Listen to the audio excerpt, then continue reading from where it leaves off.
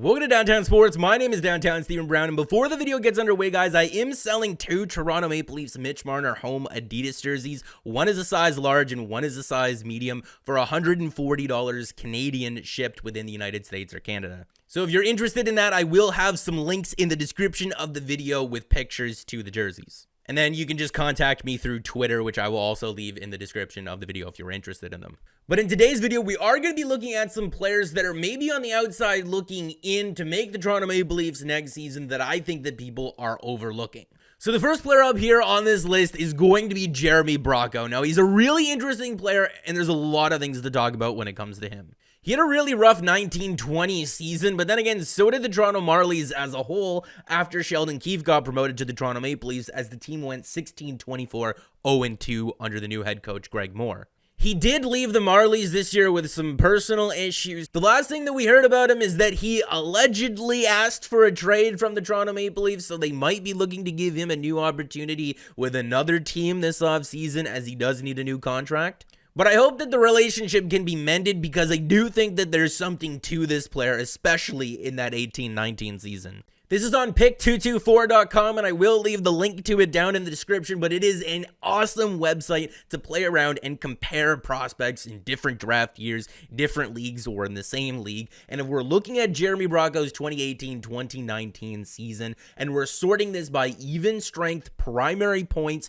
per games played, these were the most productive forwards in the American Hockey League this year, and he's right up there with all those guys. The thing in Toronto over the last couple of years is that we've had an abundance of wingers. This guy was playing behind Andreas Johnsson and Kasperi Kapanen, but it's very plausible that Andreas Johnsson could be moved and Kasperi Kapanen was already moved. So with those two players gone, there might be an opening for Jeremy Bracco on this team, especially when you look at his unique skill set and his ability to really quarterback a power play. I mean, the second unit for the Toronto Maple Leafs has absolutely sucked the last couple of seasons. Jeremy Bracco might be able to give that power play a new look. If you can get him some power play time and you can shelter him 5-on-5, he might be a very useful player for you next season on a very, very cheap contract.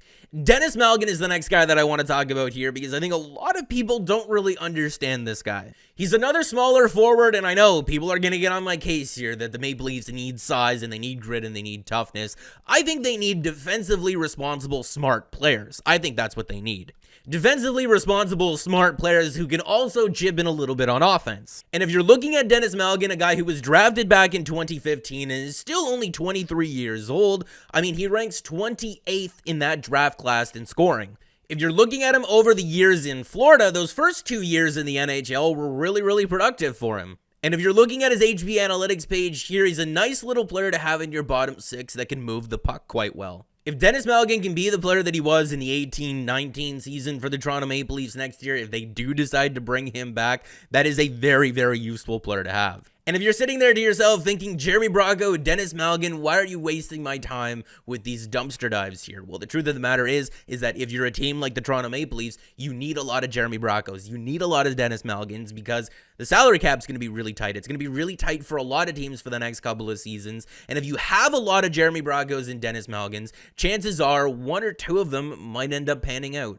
Igor Korshkov was selected 31st overall in the 2016 draft. There were probably better players available at the time that the Maple Leafs should have looked at. But he's 24 years old right now, and he's 6'4", 214 pounds. And if you want to talk about reshaping the Toronto Maple Leafs' second power play unit, this is a guy who could be an asset for them next season. He scored 16 goals in 44 games for a Toronto Marlies team that wasn't very great last season, and he's already got 3 points in 3 games in the KHL. He's a really big body that you could just plop in front of the net and let him go to work. James Van Riemsdyk has made a career for himself just standing in front of the net on the power play, tipping pucks.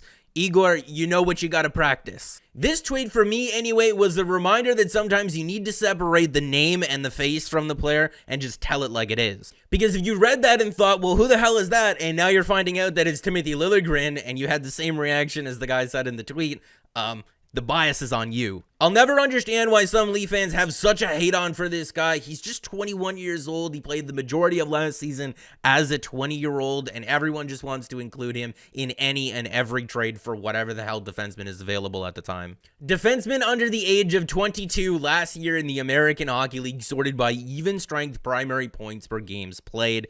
Timothy Liljegren was up there with the best of them. He's right up there along a guy in Erik Brannstrom, who was included as the main piece in the Mark Stone deal that included an 8-year extension. You want to say that Brannstrom is better overall? Well, that's fine. Timothy Liljegren absolutely demolished Evan Bouchard, who was a top 10 pick in his draft year, in basically every single offensive category in the American Hockey League this season. And I know it says that Liljegren is in his draft plus 3 year and Bouchard's in his draft plus 2 year, but they both have 1999 birthdays. Bouchard is looked at as a young, up-and-coming, elite right-handed shooting prospect, and Timothy Liljegren is looked at a guy that you include in a whatever trade.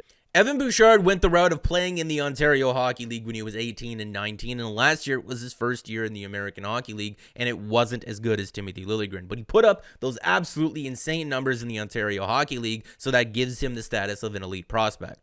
Timothy Liljegren spent his age 18 season playing on a championship American Hockey League team on the third pair. He spent his age 19 season playing with a little bit more responsibility, working on his defensive game, and playing on the penalty kill. This is from EliteProspects.com here, and it's looking at individual seasons in the American Hockey League for defensemen under the age of 21, and it's sorted by points per game with a minimum of 15 games played. Timothy Liljegren spent his age 20 season having the 7th most productive offensive season in the American Hockey League since 1999-2000. And if you're looking at the guy who was just under him in Shea Theodore, who was a first-round pick back in 2013, I mean, this guy is now, how old is he right now? He's 25 years old, and last season he had a good year, but this is the season where he's having his first breakout season. Be patient with defensemen. Liljegren is still just 21, and he will be 21 all of next season. Another guy who I think is being overlooked is Pierre. He had a really bad stretch of 19 or 20 games or so where he only had 1 point, and the 1 point came against the game where the Leafs played David Ayres. But before that, he was on pace for about 35 or 40 points in a full season.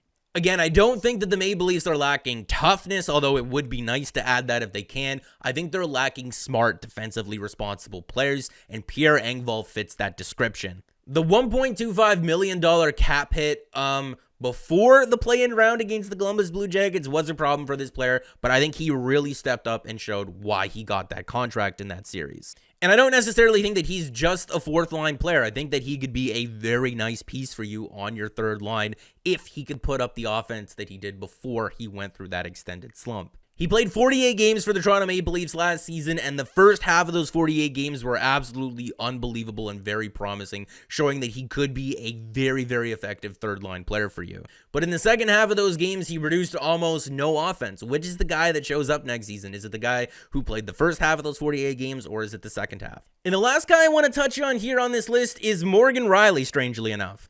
A lot of people are including him in trades, and I think that's just because they're not 100% sure on how his next contract is going to break down. But if you're a guy who's watched Morgan Rielly develop ever since they drafted him 5th overall in 2012, and you're looking at his 18-19 season where he led all defenders in even strength points in the NHL, that's his fullest potential. He admitted to playing hurt all season long, and then once he started feeling more and more like himself, he broke his foot.